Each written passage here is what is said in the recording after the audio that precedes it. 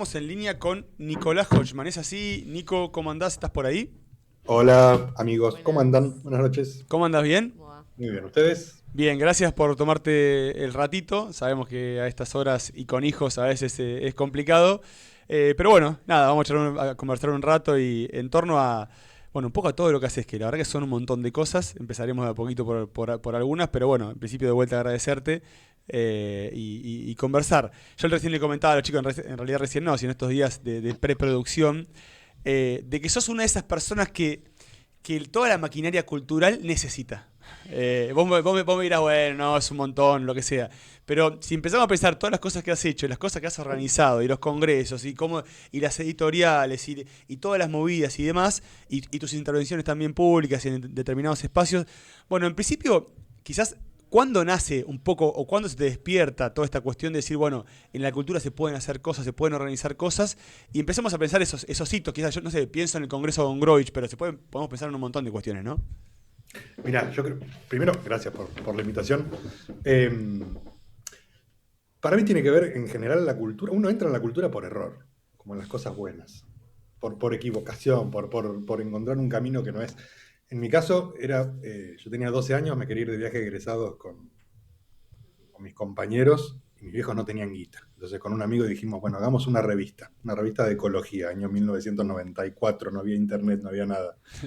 Entonces armamos una revista en papel y empezamos a ir a bibliotecas populares y a juntar contenido y empezamos a ir puerta por puerta de cada negocio de Mar del Plata, de cada comercio, juntando publicidades desde 2 pesos.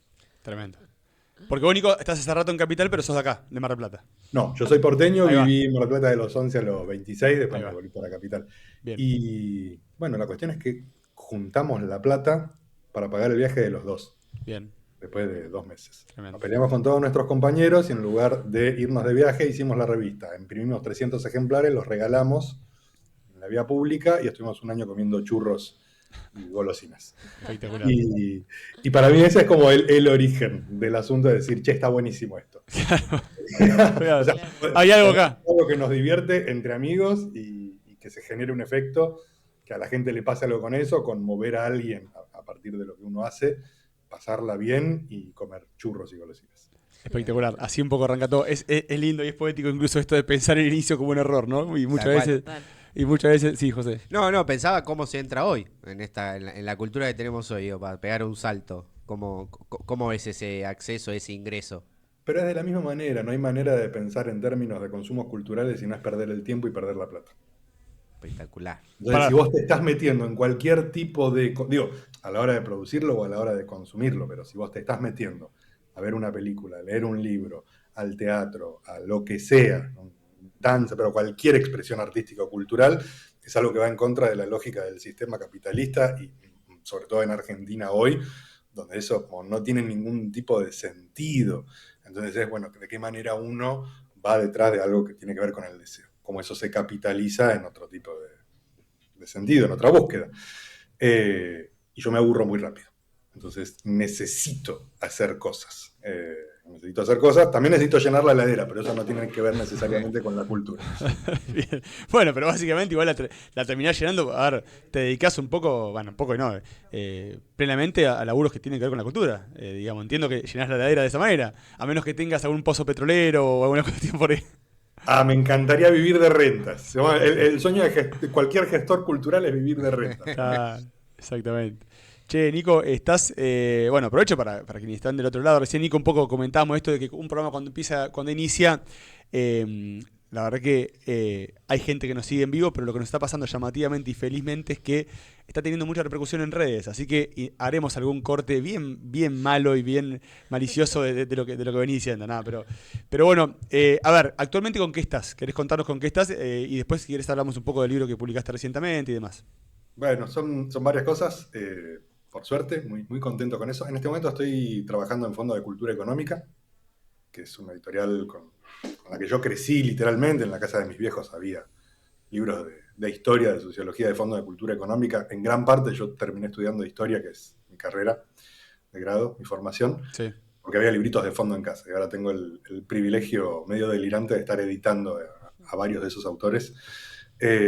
Entonces, poder armar algo de todo eso, poder intervenir en lo que es la formación del catálogo, de lo que son los criterios, de proponer cosas, de contaminar un poquito la literatura de ficción y de no ficción en Argentina desde ese lugar es una cosa muy, muy linda.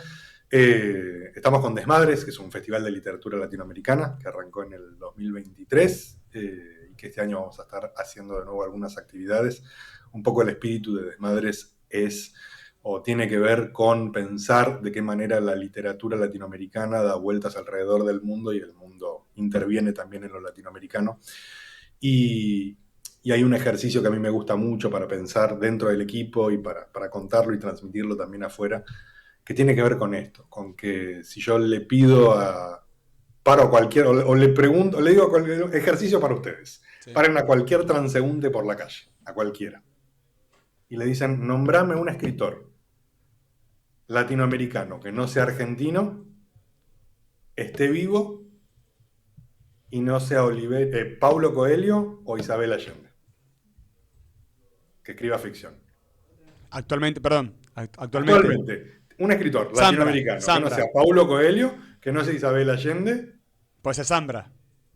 Puede ser Zambra, pero para un transeúnte, si vos conseguís que un transeúnte te diga Zambra, yo voy y le doy un abrazo. Pero la respuesta en general tiende a 0.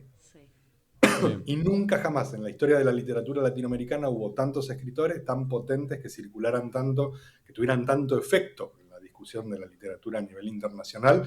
Y sin embargo, en Argentina particularmente, pasa en toda la región, pero en Argentina en particular no tenemos idea de qué es lo que se escribe afuera. Sí en nichos, sí en circuitos determinados. En el mundo de la literatura conocemos a otros escritores, pero fuera de los ámbitos literarios tradicionales, no. Entonces lo que nos interesa a nosotros es agarrar esa punta del hilo del ovillo y empezar a tirar y empezar a proponer algo. Entonces lo que intentamos hacer desde Desmadres es llegar a distintos tipos de público. Por un lado los especialistas, por otro lado el de los lectores que ya están consolidados y están habituados a leer, pero sobre todo nos interesa llegar a personas que no están habituadas a consumos culturales de este tipo. Bien. Y Nicolás, ¿por qué crees que se da esa cuestión del desconocimiento?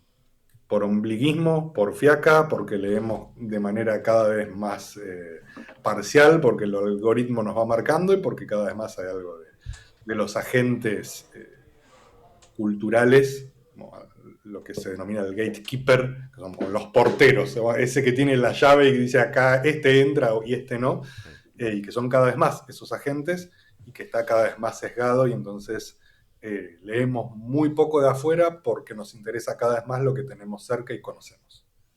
Nico, en ese aspecto, bueno, pienso en algunas cuestiones o algunos momentos que se podrían pensar, no sé si como bisagras, porque no, pero bueno, muy saliente de lo que ha sido tu intervención en la cultura. No sé, recordaba hace poco esto de, en un momento aparecieron las cabinas de los subtes ploteadas con lo que habías hecho con una brecha, con esto de los audiocuentos y demás, para contar un poco cómo fue ese proyecto, y después vamos más un poco a lo actual con la parte de sonambulismo y demás.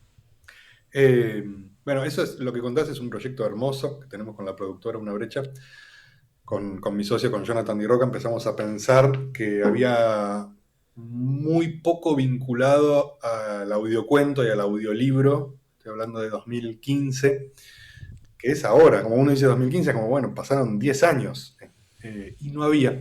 Lo que más funcionaba en Argentina era la Biblioteca Argentina para Ciegos, que tenía 10.000 títulos, o sea, había 10.000 audios literarios a disposición gratuita del público, sobre todo no vidente, que era el gran consumidor de eso.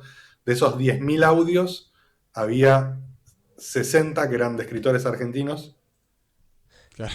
3 escritores argentinos vivos, ninguno menor de 60 años. Extraordinario. Entonces nosotros propusimos ahí un proyecto que se llamó Audiocuentos de la Nueva Narrativa Argentina, que después terminó siendo audiocuento.com.ar porque empezamos a incorporar a escritores de toda América Latina y de España también, y que es un proyecto que tuvo muy buena recepción, con 1 millón de visitas el primer año, 3 millones de visitas muy rápidamente, que se viralizó porque no había nada por el estilo, y el proyecto consiste en textos de autores vivos, jóvenes en su mayoría, que están escritos, leídos e ilustrados, y eso después empezó a tener circulación, y bueno, cuando tuvo la llegada al subte en Buenos Aires, explotó bastante, básicamente porque empapelamos varios de los túneles por eso. con los audiocuentos para que circularan por ahí. Sí, y cuando... Así que Nico, nosotros perdón, lo que nos permite es llegar justamente a un público que es distinto. Bien. Gente que está circulando por ahí, se lo alcanzamos a escuelas, se lo alcanzamos a instituciones de personas no videntes en toda la región. Y entonces hay algo de cómo hacemos para llevar literatura de calidad a lugares donde en general esa literatura no es consumida. No llega, claro. Chicos, bueno, no, pensaba esto de, bueno, la parte del sonambulismo, que contanos un poco porque es un tema, no te digo, es como un lugar común y a la vez no, el sonambulismo. ¿Quién no tiene una hermana sonámbula, un amigo? ¿Hay algún sonámbulo en la sala? Y yo un poco. ¿Un poco? Ah, mira, Cami. Cami ahí, Mirá. ¿sí? Sí, re. No, pero ¿se puede ser un Muy poco chica. sonámbulo? No, ¿sos sonámbulo? No. Creo que soy... A nivel me desperté una vez en la parada de colectivo. No, un montón. Adolescente. Sí, crucé la avenida, todo. No. Sí, fue horrible. Bueno, No estuvo bueno, tipo, No, me claro. desperté a las ¿Y 3 qué de la edad mañana. tenías? 3 Yo años. tenía 12 años. No, un peligro. 12 años porque, tipo, aparte estaba con el uniforme, o sea, me cambié todo. ¿Vos viviendo con tus viejos? Sí, con mi vieja. Ah, tu vieja se pegó un cagazo. No, nunca se enteró. No, ¿y volviste a tu casa? Estoy esperando ahora. Se está enterando O ahora. sea, no, tipo, yo llegué y le dije, mamá.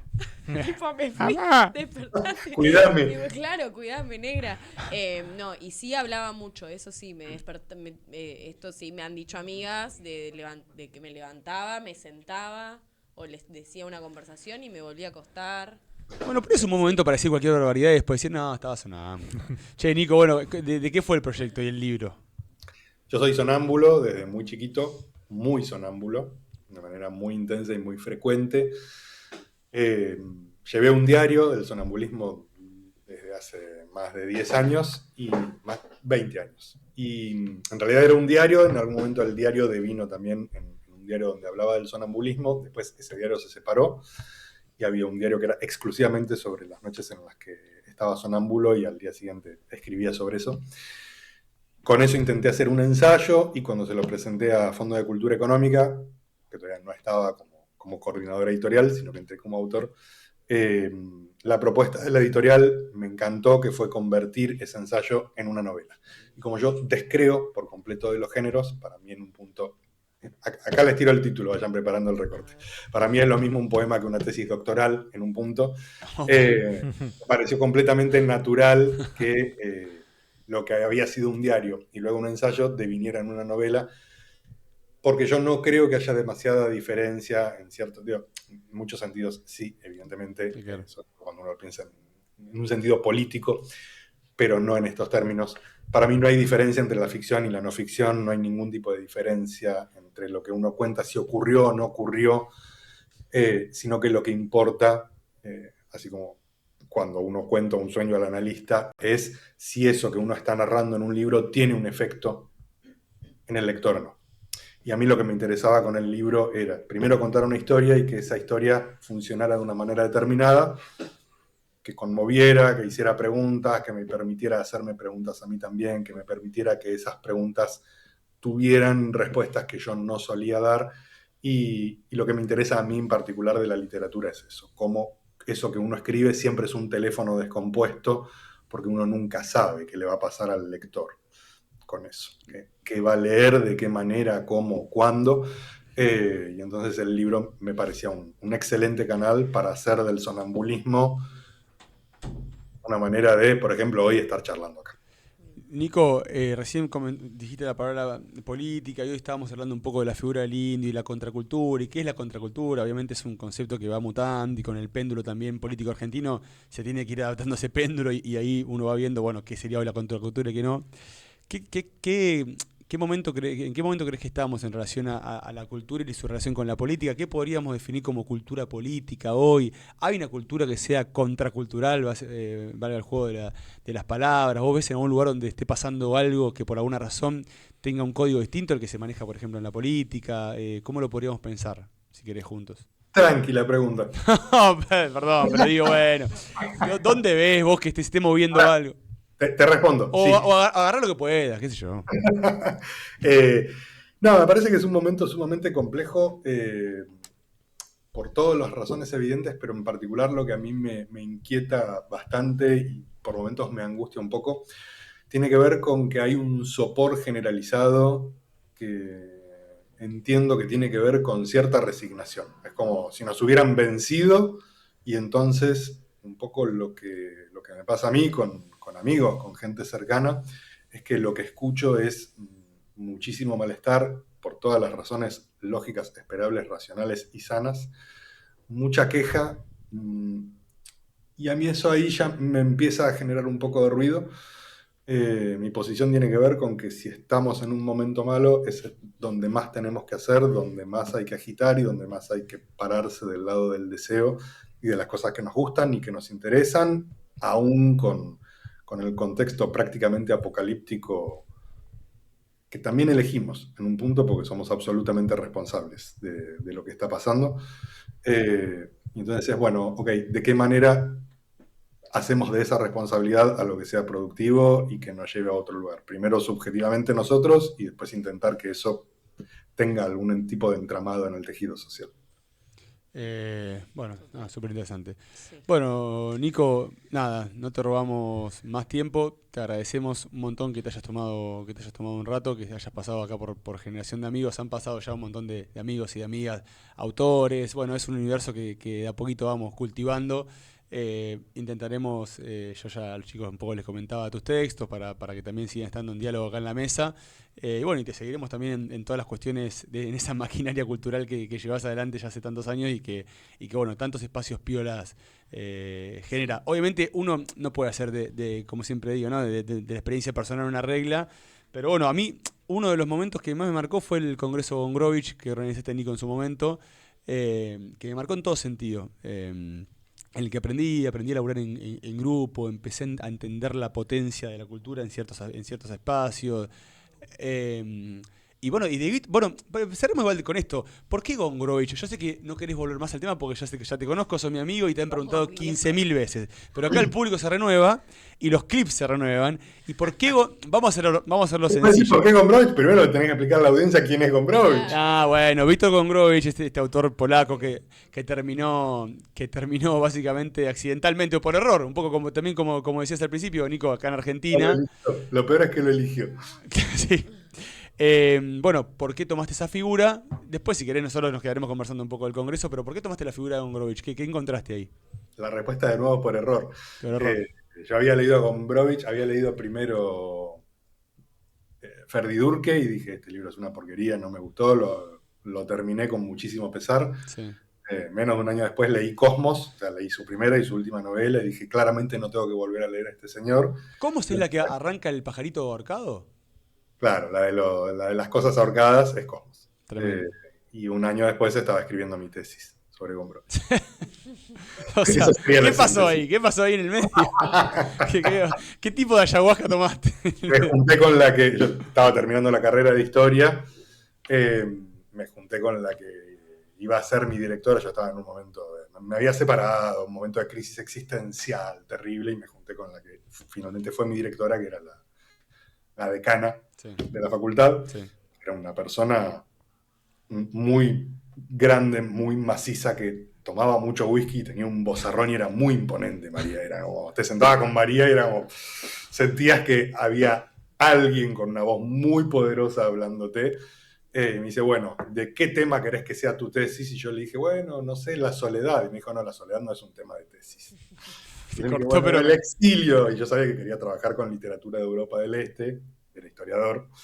Me dice, bueno, ¿el exilio de quién? Le dije, bueno, de Milan Kundera, ¿no? Era mi escritor preferido, escritor checo, exiliado en París. Me dice, no trabajo con escritores vivos.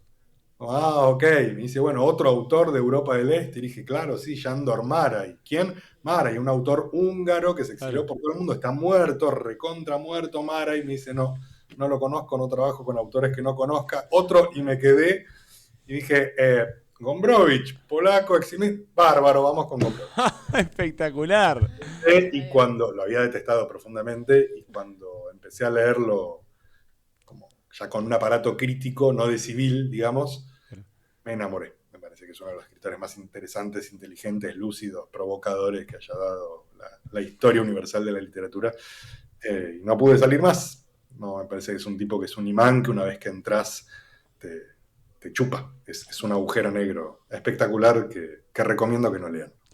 Bueno, Nico, bueno, nada, gracias. Nos quedamos con esos agujeros negros que son agujeros negros sanos en algún punto. Medio. Nico, nada, de vuelta. Gracias Gracias. por tomarte el rato. La verdad que un rato muy lindo. Y bueno, esperemos que esta conversación continúe en algún momento. Gracias por la invitación y estaría buenísimo armar algo colectivo. Sí, bueno, acá esto, perdón Nico, pero este estudio de stream funciona dentro de un espacio cultural nuevo que se llama Espacio Castelli, que estaría recontra bueno que después estemos en contacto para armar algo acá que está muy lindo el lugar. A favor completamente. Nico, gracias por estar. Gracias. Un abrazo grande. Ahora, Bueno, pasó Nicolás Hochman, un escritor, ensayista, organizador cultural, gestor cultural, hace un poco de todo. El día que, esos meses que plotearon todo el subte de Capital era una cosa extraordinaria. Porque claro, esta movida del audiocuento, del audiolibro, arrancó para los no videntes. Pero en un momento decía, che, la gente va con auriculares en el subte, en el bondi, en el Está tren. buenísimo. Total. Está buenísimo. Y empezaron y concurso, y yo doy fe, por ahí Nico no lo iba a decir, porque bueno, miles y miles y miles de textos recibieron en toda Latinoamérica, hicieron una selección infernal y quedaron textos de la puta madre. O sea, la verdad que ha sido un laburo cultural zarpado y con una intervención, digamos, muy concreta en el espacio físico y un espacio tan sensible para Capital Federal como es el subte. Tal cual. Imaginémonos acá todas las paradas bondi empapeladas, digamos. sí, Y con un plotter, Te o sea, come. y bien laburado, no es que papelitos. No, un no. terrible plotter que vos es como que te chocás así, ¿viste? Sí. Así que nada, bueno, realmente un tipo que interviene, que se la juega y que es muy inteligente también a su manera para cuando elegís las batallas, me parece. Yo también en ese sentido aprendí mucho, bueno, por ahí no sé cuánto aprendí la verdad, pero Bueno, pero hay que seguir aprendiendo. Bueno, van a poder revivirla en nuestro canal de YouTube, en nuestro Instagram, @generación de amigos. Decía Nicolás que a la cultura, a la literatura se entra por error. Nos seguimos equivocando un ratito más. Pero por claro. supuesto. Pero A claro. equivocarse, ¿Cómo no? que recién arranca todo. hay tiempo.